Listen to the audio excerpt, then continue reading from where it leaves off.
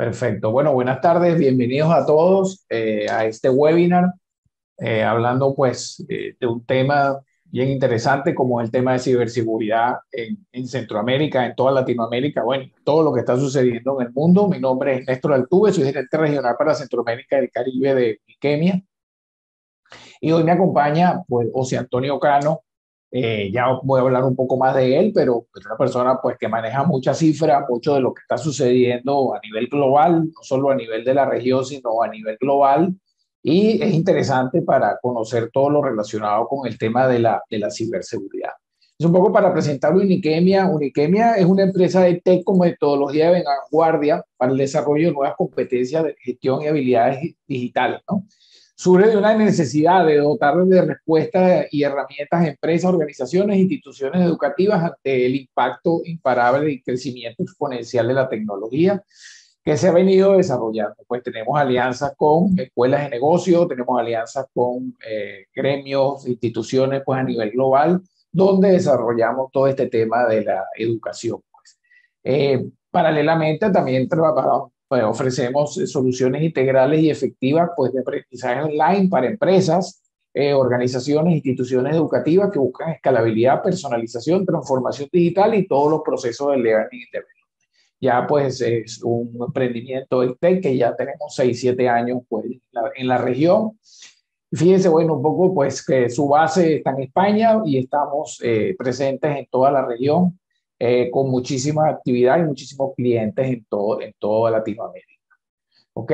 El área de conocimiento, pues tenemos principalmente estas áreas de conocimiento que vemos aquí y ese allí es donde está el tema de que nos ocupa hoy, pues pasando desde proyectos, cadena de suministro, ventas, mercadeo, no puede estar fuera transformación digital, agilidad e innovación, blockchain, criptoactivos, data analytics, sostenibilidad y competencias técnicas. Mucho de esto pues lo ofrecemos en los dos esquemas, en el esquema B2C, pues que tenemos programas abiertos y en el esquema B2B. Dejé para la ciberseguridad, no lo leí a propósito porque de eso nos ocupa pues el día de hoy, donde vamos a hablar de ciberseguridad, donde tenemos varios productos, entre ellos un producto interesantísimo de sensibilización y yo creo que es parte de lo que nos va a conversar hoy José Antonio Cano. José Antonio es director de análisis y consultoría de IDC Research, pues es doctor en tecnología pues de la información por la Universidad de Valladolid, ingeniero en telecomunicaciones, pues, y realmente nos acompaña en muchos de los programas que tenemos, tanto en Company como en abiertos en el tema de ciberseguridad. Nos contará parte de su experiencia que hemos venido pues teniendo en todos estos temas de sensibilización en ciberseguridad y creo que no escapa, pues hemos venido escuchando en los últimos días temas de ataques en la región, principalmente en Panamá, en Costa Rica, en Guatemala, en El Salvador. Hemos escuchado pues temas asociados a phishing, a secuestro de software, ransomware. Hemos escuchado pues que ha venido y ya se ve con muchísimo más frecuencia y ahora, evidentemente, la ciberseguridad pues, pasó a un plano clave dentro, siempre de verdad que lo estuvo, pero sí pasó un tema clave en las organizaciones, donde no solo el experto en tecnología o en el área de seguridad de la información tenía que manejar el tema, y sino pues toda la organización tiene que estar sensibilizada, inclusive desde el punto de vista personal, es bien importante que entendamos el valor de la seguridad de la información. Entonces ya con esto pues dejo de compartir y les dejo a José Antonio Cano. José Antonio, él está en España. Muchísimas gracias por acompañarnos esta tarde y bueno, la audiencia es tuya. Yo te voy a ir apoyando cualquier cosa durante el desarrollo del webinar y pendiente del chat y cualquier cosa pues te comento. Si no, dejamos la pregunta para el final. ¿Te parece? Fenomenal. Buenas tardes, buenas noches a todos y si estáis en mi mismo uso horario, cosa que será probablemente no evidente, estoy encantado de estar aquí, efectivamente. Bueno, estoy encantado por dos razones. Lo primero es porque Néstor me ha subido el cargo. En la primera slide aparece que soy Senior Director. No, todavía no. Soy Research Director del área de IDC, todo se andará, que diría mi madre. Y lo segundo, estamos hablando de un tema que, si bien es importante, siempre es importante. La ciberseguridad se ha convertido en una cuestión estratégica de negocio. Es mucho más importante, si cabe, hoy día por varios vectores, varias razones. La primera de ellas es porque estamos un 40% del tiempo más delante de pantallas, es decir, el 90% de entrada, el 90% del ocio, de nuestro tiempo de ocio, lo estamos invirtiendo en pantallas. La segunda es que se han incrementado por un 40% el número de transacciones digitales que estamos realizando año contra año. De hecho, deciros que, fijaros, el peso que tiene la industria del retail o el peso en PIB de lo que han sido transacciones digitales y comercio online ha crecido solamente en la parte más de Latinoamérica, incluyendo Estados Unidos. Bueno, pues de un 11 a un 15%, estamos hablando de 700.000 millones de dólares. En Europa es algo menos, de un 10 a un 13%, son 70.000 millones de dólares. Pero lo importante de esto, y ya arranco porque suelo hablar mucho, es que las fronteras de seguridad en el contexto actual de las organizaciones se han difuminado, ¿vale? Venimos de una pandemia de COVID-19 donde todos los trabajadores han estado teletrabajando desde casa o desde cualquier otra ubicación, y los departamentos de ciberseguridad ya no son capaces de controlar todo el inventario de equipos y dispositivos que se están conectando. Nos conectamos a cualquier wifi, utilizamos el ordenador o nuestra laptop profesional para conectaros y consumir ocio personal. Y esto, bueno, pues incluye unas necesidades adicionales de seguridad que hacen que en la actualidad, para poder controlar este nuevo entorno, tengamos que repensar la seguridad desde el punto de vista de adoptar un nuevo enfoque de seguridad, pasando de lo que es seguridad perimetral hacia lo que es la seguridad del dato. Otro condicionante es que cada vez somos menos, cada vez tenemos menos empleados, básicamente primero porque no hay talento, el talento disponible de ciberseguridad, y por otro, porque necesitamos optimizar los costes. Entonces, el entorno tan fragmentado de herramientas y soluciones de ciberseguridad, unido a que no hay mucho personal disponible para abordar todas las materias de ciberseguridad, nos está poniendo en una tesitura complicada en un contexto donde hay un crecimiento exponencial del número de amenazas. Fijaros, de media, a nivel mundial, una empresa recibirá hasta unos 500 ataques a la semana de media. Con que solamente uno de esos ataques tenga éxito, puede poner en tela de juicio la viabilidad de esa compañía, ¿vale? Y luego os daré algún dato. ¿Cuál es el contexto? Bueno, pues la gran mayoría de empresas han recibido un ciberataque. O sea, ya no tenemos que pensar en si vamos a recibir o no un ciberataque. La respuesta es ¿cuándo? ¿Cuándo vamos a sufrir un ciberataque? ¿Y qué nivel de complejidad o qué nivel de impacto vamos a tener o va a tener ese ciberataque dentro de nuestra organización? Estamos hablando de un incremento exponencial del ransomware.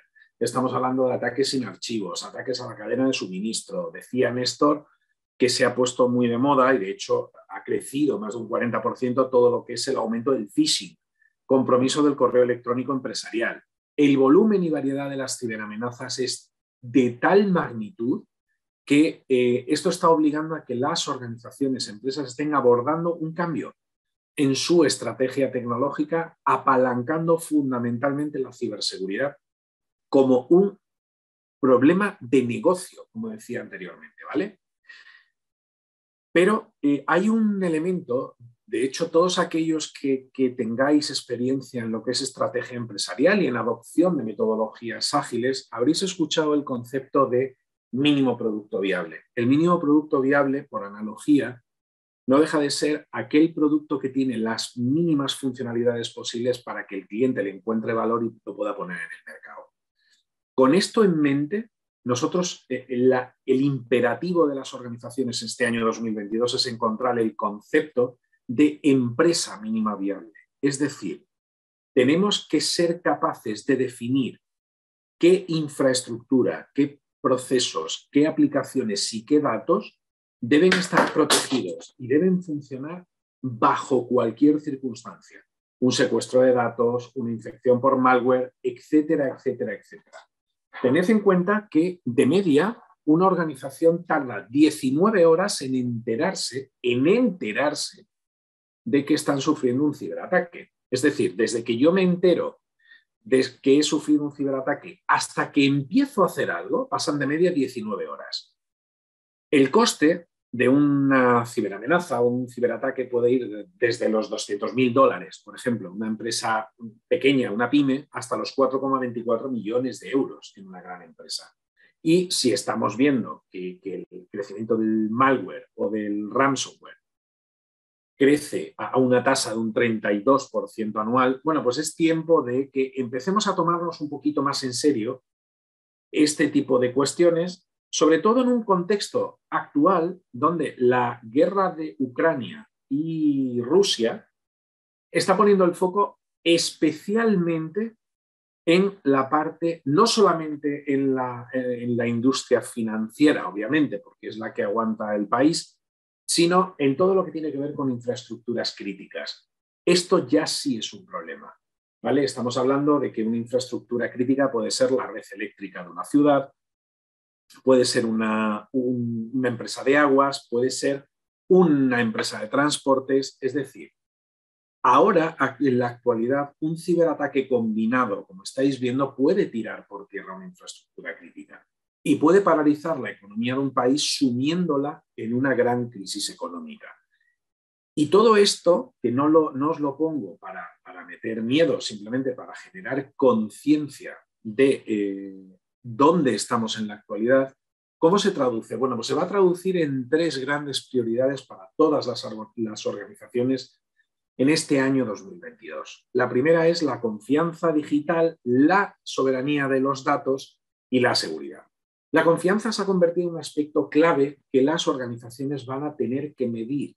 De hecho, es la única forma que vamos a poder trasladar a nuestros clientes o a nuestro ecosistema o a nuestro entorno que estamos haciendo las cosas bien y vamos a generar esta empatía que se requiere para que las organizaciones y sobre todo los clientes confíen en nuestra marca.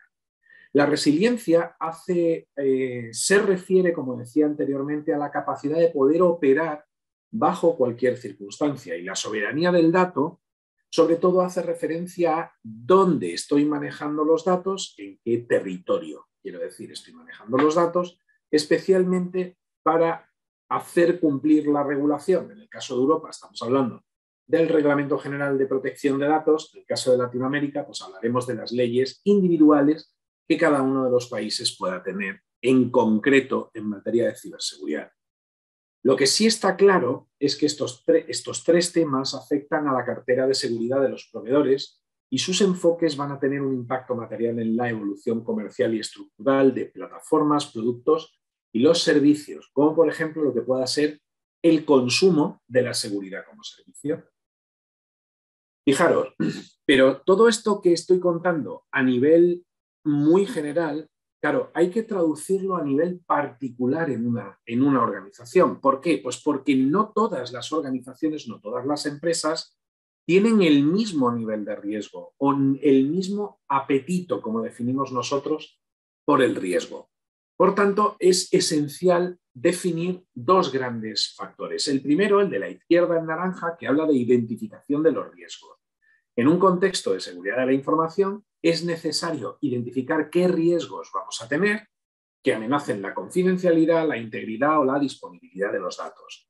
Definiendo esta amenaza desde el origen del riesgo, vamos a ser capaces de saber qué posibles vulnerabilidades se pueden explotar por parte de un ciberatacante y, por tanto, podemos poner en marcha un plan de acción para minimizar esa vulnerabilidad. En la parte de la derecha hablamos de análisis de los riesgos. Esto habla de la probabilidad que podamos tener de que una amenaza se convierta en un ciberataque o una posible explotación por parte de un tercero y definiremos nuestra matriz de riesgo para, oye, pues definir qué gravedad puede tener ese riesgo, qué lugar ocupa en función de los criterios de riesgo que nosotros estamos manejando y en concreto el apetito del riesgo. ¿Por qué decimos esto? Bueno, pues porque, claro, ¿qué estamos teniendo ahora mismo? Pues que si nosotros utilizamos los datos para poder, oye, pues entender mejor cómo se está enfocando los diferentes vectores de ataque que podamos tener en una empresa. Podemos analizar el tráfico para determinar patrones anómalos de tráfico que nos anticipen de alguna forma que podemos estar sufriendo un ciberataque. Claro, esto tiene una cosa muy buena y una cosa muy mala. Y aquí me refiero ya a las infraestructuras críticas. Es lo que se denomina convergencia de IT con OT. En este caso, pensad en una fábrica, pensad en una red de aguas, pensad en una red eléctrica, donde esas redes que tradicionalmente han estado protegidas, es lo que se denomina brecha de aire. Son redes que no estaban conectadas dentro de todo lo que es el ecosistema de la organización. Esto estaba fenomenal porque no impactaban en los riesgos que estamos teniendo en las redes IT. Claro, cuando yo ya uno todo para poder aprovechar estos datos, ¿qué me encuentro? Bueno, pues lo que me estoy encontrando es que puedo tener maquinaria que es muy vieja, ¿vale? Que es obsoleta, que no puedo actualizar de la misma manera que estoy actualizando mi sistemas IT. Y por tanto, este tipo de máquinas que no están preparadas para operar en un entorno IT normal, se enfrentan a los mismos riesgos que podemos tener en un entorno IT tradicional. Es decir, pueden sufrir un ataque de ransomware, pueden sufrir un virus como pasó en Stuxnet. Entonces, en este escenario concreto se obliga a definir planes de implementación de seguridad en este tipo de redes que permitan de alguna manera, oye, pues mejorar la postura de seguridad de la organización.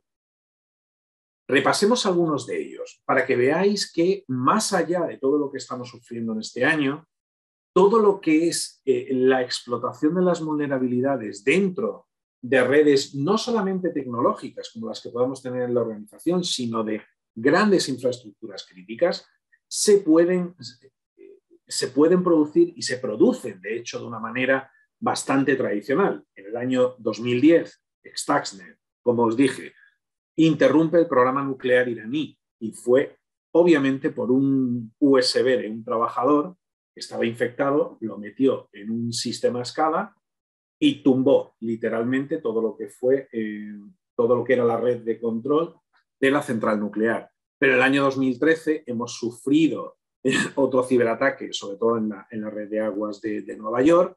En el año 2014 y 15 en el Hotel Michigan, que fue hackeado, las bombas de infusión de medicamentos hospitalarios, y esto sí es un drama. Y esto hemos ido llegando hasta el año 2022. En este año 2022 se han producido varios ciberataques. El más famoso de ellos es el de SolarWinds. Pero ha habido muchos más. Claro, ¿por qué pasa todo esto? Bueno, pues porque requerimos abordar, como decía anteriormente, el problema de la seguridad como desestructuración de este entorno que estamos teniendo fragmentado de soluciones. Tenemos un montón de aplicativos y soluciones de ciberseguridad de múltiples fabricantes. No tenemos el equipo necesario para poder abordar este proceso de revisión, de atención y sobre todo de remediación de ciberincidentes de ciberseguridad. Y en un entorno de movilidad, la gestión de la identidad online se vuelve cada vez más importante. Fijaros, hasta el punto de que ¿qué está pasando en Latinoamérica ahora mismo? Bueno, pues lo que está pasando es que Latinoamérica sigue en la senda del crecimiento que pasa en cualquier parte del mundo. El mercado de ciberseguridad en Latinoamérica, fijaros que se va a incrementar en los próximos 3 años un 10,6%, va a crecer 2.000 millones de dólares. ¿En qué? Básicamente en todo lo que es la gestión de amenazas de ciberseguridad unificadas, todo lo que es identificación del tráfico, análisis y escaneo de tráfico actual y sobre todo identificación un poco proactiva, lo que es ciberinteligencia. todo lo que tiene que ver con el consumo de la seguridad como servicio, sobre todo para la parte de consumo y sobre todo servicios más de outsourcing de IT. Si esto lo vemos por industrias, fijaros, la seguridad es un problema fundamental de todas las industrias. Todas las industrias en Latinoamérica crecen a 2 dígitos, crecen más de un 10% en estos 3 años. La banca, obviamente, es crítica, como decía anteriormente, sobre todo porque es el principal foco de los ciberataques que estamos teniendo ahora mismo debido a la crisis, a la guerra de Ucrania con Rusia. ¿Pero qué está pasando a nivel individual en todos los países? Bueno, pues fijaros, aquí tengo una muestra. Sobre todo, Brasil, México, Colombia, Chile, Perú, Argentina. Dentro del resto de Latinoamérica nos encontraríamos con Panamá, El Salvador, todos los países centroamericanos. Fijaros que todos ellos a nivel individual están experimentando crecimientos prácticamente de 2 dígitos. Y esto se debe por la necesidad imperiosa de asegurar el negocio. Un negocio que es además digital. Esto os lo he explicado, la necesidad sobre todo de definir una empresa mínima viable.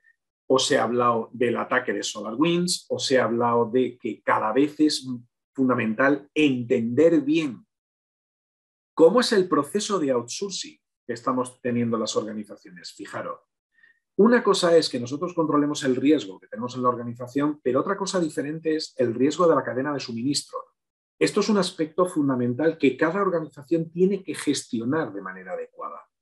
Estamos yendo a la implementación de estrategias digital first y entonces esto está provocando que cada vez más organizaciones busquen aprovechar y entrar en contacto con más agentes del ecosistema para hacer su negocio.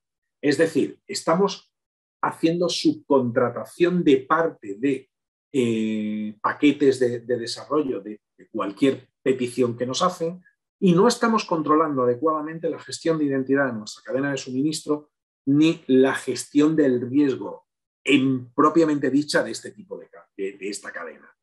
Por tanto, tenemos que hacer revisión del inventario, la validación y seguimiento del ecosistema de proveedores, fundamental, y hay que establecer criterios de gestión y sobre todo criterios de inclusión y exclusión de proveedores. Es necesario adoptar un modelo de confianza cero o zero trust. Este modelo básicamente parte de que para garantizar una seguridad plena debo desconfiar absolutamente de todo. Solamente estableciendo un entorno de zero trust voy a ser capaz de establecer mi nivel de confianza. Recordad que al principio decía que la confianza digital en este año 2022 se tiene que medir. De manera muy rápida, ¿qué vectores debo yo implementar dentro de una organización para garantizar seguridad y resiliencia? Lo primero que tengo que hacer es racionalizar todas las aplicaciones, definir una nueva aproximación, una nueva postura de ciberseguridad dentro de la organización que tenga una única consola común y así evite la fragmentación de soluciones, así evite tener visiones sesgadas de lo que está pasando en la realidad. La segunda es hacer ciberinteligencia o poder anticiparme a todas las posibles amenazas que pueda haber teniendo conocimiento, obviamente, de lo que está pasando. Y fundamentalmente entrenando a la organización. Y aquí es donde me gustaría terminar. Fijaros, lo dejo en el punto más importante para mí. El 60% de todos los ciberataques que recibe una organización están derivados de una mala praxis utilizando el correo electrónico. Es decir, si somos capaces de sensibilizar a los empleados en materia de ciberseguridad para que sean capaces de identificar un phishing, para que sean capaces de gestionar adecuadamente la información que tenemos dentro de la organización, vamos a ser capaces de entender qué políticas son y qué actuaciones son las que tenemos que incorporar dentro del puesto de trabajo, qué prácticas se deben incorporar como refuerzo a la seguridad dentro del espacio de trabajo. Y estamos hablando de cosas tan súper sofisticadas como, por el amor de Dios, no reenviéis información del trabajo a través de WhatsApp, no peguéis la contraseña en post-it dentro en el propio ordenador, cuando alguien se levante de su sitio, por favor, que bloquee el ordenador con un control al suprimir en su sesión de Windows. ¿Qué vectores de ataque son los que tradicionalmente pueden ser más comunes dentro de lo que es una práctica de phishing dentro de una organización? Pues las estafas nigerianas, todo lo que es el SIM swapping, qué es un phishing, tipos de phishing, qué es el smishing, el vishing, etcétera. Y en general, qué pautas son las que deben abordar ellos para poder llevar una vida mucho más cibersegura. Esto se hace de una manera bastante práctica. Hay un programa diseñado ad hoc específicamente por Unigenia para abordar la cuestión de la generación de una cultura de ciberseguridad dentro de una organización que incide de manera teórico-práctica en todos estos elementos que yo os estoy contando ahora mismo, con ejercicios prácticos, con aplicación directa al día a día de una organización, donde se hacen incluso ataques de phishing simulados para ver el grado de cultura y el grado de adopción de contenido y sobre todo de capacitación que está teniendo el empleado, porque fijaros que por muy buena que sea la seguridad dentro de una organización, con que solamente un empleado ponga en riesgo o comprometa las credenciales de la organización, todo lo demás ha ido a hacer puñetas. Y perdonadme esta expresión porque creo que sintetiza bastante bien el concepto que queremos trasladar. Para terminar, muy, muy rápido. Crecimiento exponencial de las ciberamenazas. No se están haciendo cosas demasiado sofisticadas en cuanto a que han salido ataques nuevos. Los ataques son los ataques de siempre, con una particularidad, son ataques dirigidos. Y un ataque dirigido es muy complicado de identificarlo si no se entrena. Podemos contar con las mejores aplicaciones de seguridad, podemos contar con la seguridad gestionada, esto es, con una empresa que nos da no solamente las soluciones, sino que también nos da empleados súper formados para identificar ataques y poder gestionar mejor nuestra cultura de ciberseguridad. Pero si no somos capaces de entrenar a nuestros empleados para que tengan y desarrollen una cultura de ciberseguridad que complemente la postura de seguridad que tenemos en la empresa, no estaremos haciendo nada. Esto es todo por mi parte. Muchísimas gracias y si tenéis alguna pregunta, encantado de contestarla en estos minutos. Bueno, verdad que bien concreto, yo creo que nos queda claro la necesidad de la ciberseguridad y la sensibilización. Fíjate que vuelvo al tema que dije al principio, ¿no? Creo que pensamos muchas veces que corresponde a otro departamento, o al Departamento de Seguridad de la Información, Tecnología, o hasta es un problema de los jefes. Y fíjate que tú acabas de decir algo, que empieza a ser un tema más, un tema individual. Vamos a ver si hay alguna pregunta. Si no, yo te una pregunta en relación a los ataques. Mucha gente piensa que esto es de un día para otro, ¿no? Es importante comentar que muchos de los atacantes llevan tiempo, ¿no? Y eso también es importante, o sea, no es un tema que yo hoy me dio la gana de hackear, por ejemplo, por ahí hicieron secuestro de Coca-Cola, estaba leyendo, pues están cobrando 61 millones de euros para el rescate de la información. Eso es algo que no es de un día para otro, eso es algo que ellos van gestando poco a poco, ¿no? Sí, de hecho, fíjate, esto es un tema bueno porque hay una creencia errónea. Vamos a ver, mi postura, esto es una postura personal. ¿Se debe pagar ante un ciberataque? No, nunca se debe pagar. Nunca tienes la certeza de que no te vayan a chantajear una vez que hayas pagado y te vayan a seguir pidiendo dinero o incluso que no te den la clave y no puedas recuperar la información. Pero más allá de eso, alguno de vosotros o vosotras me diréis, bueno, si tienes una buena política de copias de seguridad, esto te da igual. Sí y no. ¿Qué quiero decir? Si tú tienes una buena política de copias de seguridad, es lo que se llama el Disaster Recovery as a Service, es decir, copias de seguridad incluso en la nube. ¿Qué es lo que está pasando? Pues que el 70% de las organizaciones afortunadamente no está pagando. Claro, los cibercriminales son cibercriminales, no son idiotas. Entonces, ¿qué hacen? Pues que si sé que no me vas a pagar, ¿a dónde te voy a atacar? A la copia de seguridad. Entonces voy a tratar de infectar la copia y de secuestrar tu copia de seguridad para que sí o sí me tengas que pagar. Por eso digo que cuando hablamos de incrementar la postura de seguridad de una organización, hay que actuar sistemáticamente en tres grandes frentes. El frente tecnológico, es decir, necesitamos ver el entorno, el modelo de tecnología que tienes, la estrategia de ciberseguridad que tienes. Lo segundo es en los empleados, porque son la primera barrera de defensa ante la organización. Y la tercera en el comité de dirección, porque la estrategia de ciberseguridad no depende solo de la persona de seguridad. Como he dicho antes, la seguridad es un imperativo de negocio, es una cuestión de negocio. Y todos y cada uno de los empleados de una organización tienen responsabilidad dentro de la propia estrategia de seguridad. Fíjate, bueno, hay un comentario del tema de Post-it, pero que quería aprovecharte porque pensando en el tema de parte de lo que hacemos en Piquemia con el tema de los ataques simulados, la reacción que tú has vivido en parte de los programas que ya hemos impartido muchísimas organizaciones a nivel de lo que es, por ejemplo, temas de phishing, todo lo que es el tema de ataque simulado. ¿Cuál es la respuesta? Porque uno, hasta que no te sucede, como que no te da vergüenza, ¿no? Entonces, y pasa mucho con el tema de la ciberseguridad, y hasta que no te sucede, pues realmente no te hace, no te sensibilizas en cuanto a eso. Cuéntanos un poco esa experiencia, porque necesitamos un poco lo que buscamos es entender, pues, que en la región, y particularmente pues en Centroamérica, necesitamos eso. ¿Cómo ha sido esa reacción de sensibilización, de respuesta? ¿Sí queda realmente la gente, cuando queda expuesta a que no está haciendo las cosas bien desde el punto de vista de seguridad, hay un cambio importante?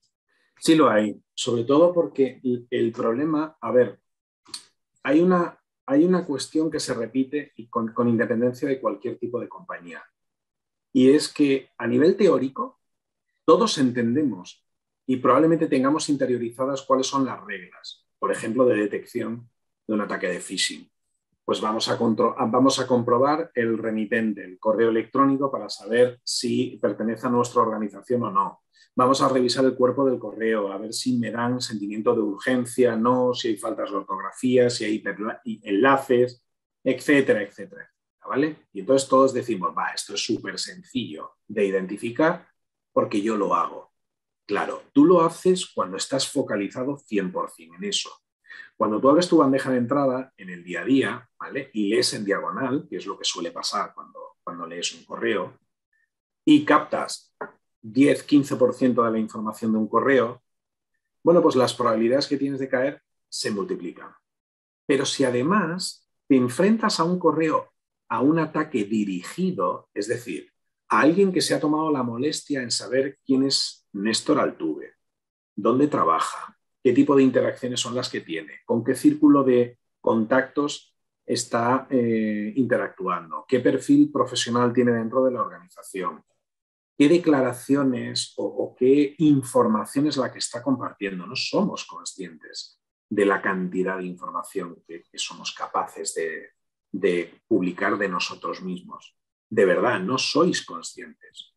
De hecho, fijaros que esto lo hablamos en una de las sesiones de ciberseguridad. Todos conocéis Google, es el gran buscador por excelencia. Hay un buscador que se llama Shodan, que lo que hace es exactamente lo mismo que Google, pero básicamente lo que busca son vulnerabilidades dentro de todos los equipos conectados a una red. Es como decir, oye, ¿me puedes decir por qué puerta puedo entrar en el ordenador de Néstor? Entonces, si yo me tomo el tiempo suficiente para construir un relato verídico que encaje dentro del arquetipo de Néstor Altuve, la probabilidad que yo tengo de que Néstor Altuve comprometa parte de información que puede ser muy valiosa, a que no trituráis la información dentro que manejáis en papel en vuestras mesas, a que no dejáis la mesa limpia de papeles y demás. Y el compañero que decía que iba andando y veía los post-it pegados con las contraseñas, yo lo he visto también. Yo esto lo he visto. Y de hecho he tomado fotos. Ese es el problema, que he tomado fotos. Entonces, si me tomo la molestia de saber esto, El problema es que luego las consecuencias de un ciberataque es muy difícil demostrar que un malware, por ejemplo, no salió del ordenador de Néstor. Claro, Néstor puede decir, no, yo estaba en mi casa. No, tú no estabas en tu casa. Tú estabas en el horario de oficina y lo he hecho en el momento que has ido a tomarte un café, porque es que sé exactamente cuándo vas a tomar un café. Entonces, todo este tipo de cosas son las que tratamos de poner encima de la mesa y visualizarlo dentro de la formación que se va dando. Y entonces, la reacción que solemos decir es, esto está controlado. Hasta que el 40% de la clase te cae en el ataque de phishing, ¿vale? Y entonces, cuando el 40% de la gente te cae en el ataque de phishing, hay respuestas del tipo, no, yo lo sabía. Sí, lo sabía, pero has picado, ¿vale? Sí. Yo lo sabía, pero has picado. Otro, no, pues honestamente no me he dado cuenta, iba corriendo y he hecho esto. Y lo que sí que hemos notado es que cuando repetimos este tipo de ataques 6 meses después, la tasa de fallo o la tasa de captura es mucho menor. O Eso es sea que indicativo, claro, toman la lección. sí, porque son conscientes, fijaros, son conscientes porque nosotros tratamos de hacer este programa con aplicación directa a tu puesto de trabajo. Claro, pero también somos personas y tenemos nuestro corazoncito, ¿vale? Entonces podemos lanzar el típico ataque de phishing de, oiga, es que nos acabamos de encontrar un perrito aquí fuera, el pobre está llorando y pone que se llama Laika y que vive en la calle tal. Y te puedo garantizar que más de uno trata de abrir para ver cómo es la foto de este perrito y pobrecito, pobrecito.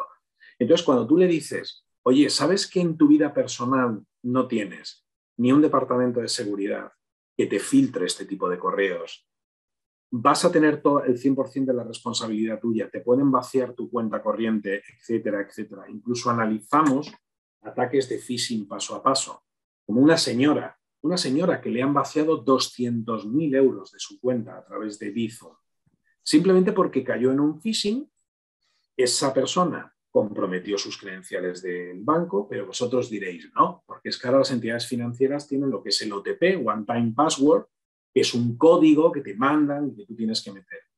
Bueno, pues todos tenéis domiciliadas la factura de vuestro teléfono en el banco, ¿verdad? Con lo cual, si comprometéis las credenciales del banco, sé toda vuestra información personal, qué número de teléfono tenéis, qué llamadas son las más frecuentes que hacéis, porque sabiendo esto me puedo ir a vuestro operador de telefonía y descargarme la factura. Pongo una denuncia y pido un duplicado de vuestro móvil. Y ya tengo el OTP, el One Time Password. Y después hago estafas de Bizum o compro criptomonedas y acabo de blanquear todo el dinero de la cuenta. Estos ataques que parecen ciencia ficción se están dando lamentablemente con mucha frecuencia. Y lo que estamos haciendo para el ámbito profesional sí que se da una mejora sistemática porque tienen aplicación directa en la vida personal de cada una de las personas que atienden la formación. Excelente, no, yo creo que eso es lo más importante. Vamos a ver si hay otra pregunta, si no, de verdad que bien, bien concreto, bien completo, de verdad que yo creo que ahí estamos entrando, bueno, creo no, estoy seguro que en el tema de la ciberseguridad y la necesidad que tenemos, pues las empresas, por supuesto, a nivel individual y a nivel de la empresa, pues cada vez están ganando los espacios que tienen algo que antes la gente como que no asumía muy directamente y ahora pues creo que de alguna forma yo entiendo también que se pondrá como inclusive como ciertos requisitos, ¿no? Para poder desempeñar un cargo en específico, ¿no? Porque yo creo que es clave para cualquier organización. No sé si hay otra, bueno, cualquier otra pregunta, duda, pues no tengan, les voy a dejar mi correo y yo se las hago llegar al profesor Cano. Solo deciros una curiosidad antes de que terminemos, Sí, por cómo si no. alguien lo está pensando. Alguien puede pensar, bueno, al igual que evolucionan los ciberataques, también evoluciona la ciberseguridad. Porque probablemente más de uno haya pensado en la biometría vocal, en la seguridad por voz. No sé si lo sabéis, pero si no lo sabéis, os lo digo yo, que la voz de cada persona es única. No hay dos voces iguales. Ni siquiera el mejor imitador del mundo es capaz de imitar al 100% la voz de Néstor. Esto se está utilizando sobre todo como mecanismo de autenticación ante pues una entidad bancaria o ante cualquier tipo de trámite. Y está aceptado por el EIDAS, que es el organismo mundial que certifica cuando un método puede ser usado como mecanismo para certificar algo. Bueno, pues ya se ha dado el caso de un banco en Arabia Saudí en el que a una empresa le han estafado 35 millones de dólares utilizando una grabación de biometría vocal. Y diréis, hostia, con perdón, ¿y esto cómo puede ser? Si me estás diciendo que es súper seguro. Es muy seguro, pero es que no solamente vale con que tú cifres con tu voz o te autentiques con tu voz. Necesitas que haya un sistema que involucre algoritmos para identificación de ese patrón vocal. Con lo cual, dicho de otra manera, que no os fiéis solo de que la tecnología está aquí para ayudarnos, que vais a requerir sí o sí entrenamiento y el componente humano, y por eso yo he comenzado mi presentación con el título y lo vuelvo a proyectar simplemente para que quede un poco, por así decirlo, constancia de lo que estábamos hablando, es esto, la importancia del firewall humano dentro del mundo digital first. No, excelente, de verdad. Yo creo, bueno, qué mejor allí en el blog de Unikenia también se ha escrito acerca de este contenido y de verdad que yo creo que ya está la clave. Bueno, si no hay ninguna otra duda, de verdad, José Antonio, muchísimas gracias. Bueno, y a todos, pues nos invitamos a una próxima oportunidad y estamos a sus órdenes. Gracias, José Antonio. Muchísimas gracias. Gracias. Buenas Ok, tardes. hasta luego. Hasta luego.